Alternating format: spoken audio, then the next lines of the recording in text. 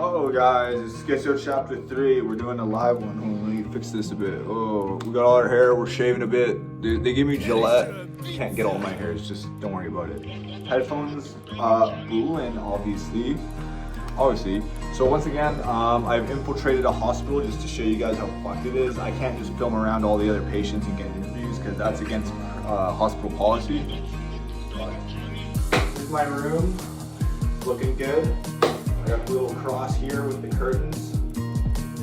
You know how it is. Fucking Yeshua's coming back, but we'll see what happens.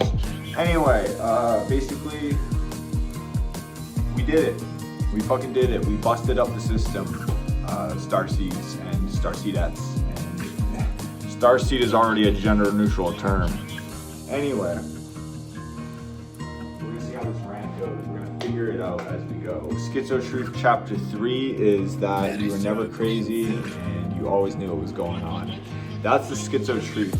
Basically what happens is the reptilians who follow the demonic beast AI, they have etheric implants on all of us that twist all of our memories and heads. So everything happens chaotically. That's what the Mandela effect is. Basically, back when I was in South Africa, I heard the story of how we got Mandela out of prison. And then all of a sudden everybody said, oh, he wasn't dead anymore, because they wanted to torture him for as long as possible for information on us, because he was a rising African star. Just like many African stars who get slaughtered and killed and jailed and whatever by the CIA. It's just how it works. Anyway, woo! I'm crazy, guys. I belong here. I belong in a psych ward. Blah, blah, blah, blah. Here, come check out. Oh, I can't show you my view. The fucking bed blocks the window. It's really fucked. Yeah, I'll get it in here. Let me just move my bed for you. Yes, you want to watch this. Yes, you absolutely want to watch this. Look at that. Look at how the bed functions. I'm going to do laundry in a second here. Pull that out. Show you guys my window view. Why not? There it is, nice and snowy out there. They tried to stop us from, I'll put it right up against the glass. They tried to stop us from smoking a few days ago, but I started a riot. I wish I could have filmed it, but then they would have taken my phone. Yeah, that's right. You're allowed to film police officers in this world, but you can't film your doctor. Whatever you do, don't film your doctor, guys. It's against the law. It's against hospital policy to film conversations with your doctor. Believe it or not, that's true. In Canada, we're falling, guys. It's okay, because I'm actually a CIA plant supercell here to lift up the consciousness of the public. That's what I do. Exigency bits means urgency bits. That's what it's always been. It's an indoctrination process. If you think I'm crazy for saying that, I think you might be a little slow in the head. Anyway, shout out to David Wilcock, Ishmael Perez, Elizabeth April, Randy Kramer, who the fuck else? There's some big baller names I'm leaving out, but those are my favorite. Oh, Stephen Greer, Dr. Stephen Greer, sorry. He's a good doctor. You can film your conversations with him if he allows it, not the skiffs or anything like that. Anyway, I am actually, no, I'm not doing that. I'm not pulling an I am Jesus Christ. I am not, okay?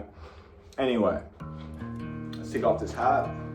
Let's get my greasy hair out. I'm due for a shower. We all have to share one shower, so I don't always get in there. I'm gonna do my laundry first, and then we'll do the shower. But when I'm not showered, they write in my notes because I get the medical paperwork. I have to rip it out of their hands, basically. It's so hard to get. But whenever I get those hair unkempt, unshowered, bad hygiene, blah, blah, blah, blah, blah, blah. But before I got to this facility in Alberta Hospital, I was actually locked in the Royal Alexandra ICU without windows for a few days before I got moved here. So they put you in a windowless room when you arrive. And basically, when you decay in a windowless room, they record that, and they act like it's your mind fucking up instead. They don't realize it's them fucking your head up. This is a Schizo Truth 101. If you ever been to the psych ward, you know how it works. They fuck you up in isolation. I've been put in isolation twice now since being here. For doing what? For speaking my mind and standing up for myself. That's about it. So yeah, this is Schizo Truth chapter 3, in the hospital. Whoa, caught the hat. Anyway, they inject me with 400 milligrams of Vilify once every 4 weeks against my will. If I don't, I get sent back here. Every time they inject me when I'm in here, I make them bring in the peace officers as witnesses, because I'm not doing it unless you got someone forcing me by force, literally, because I'm strong like that. So they bring in the 2 biggest motherfuckers they can every time, because I know how to fight.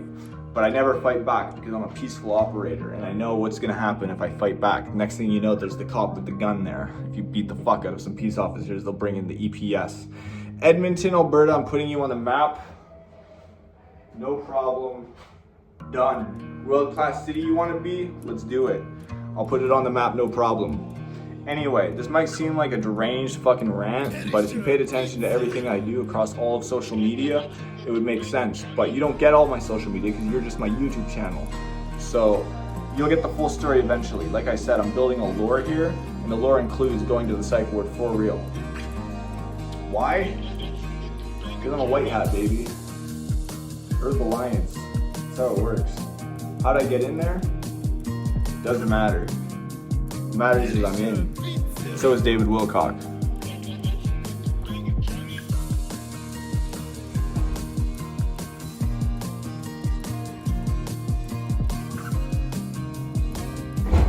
Decided to do a quick nurse check. I call it nurse checking because they come out your door with a flashlight to make sure you're there, and they shine it in your eyes when you sleep every night.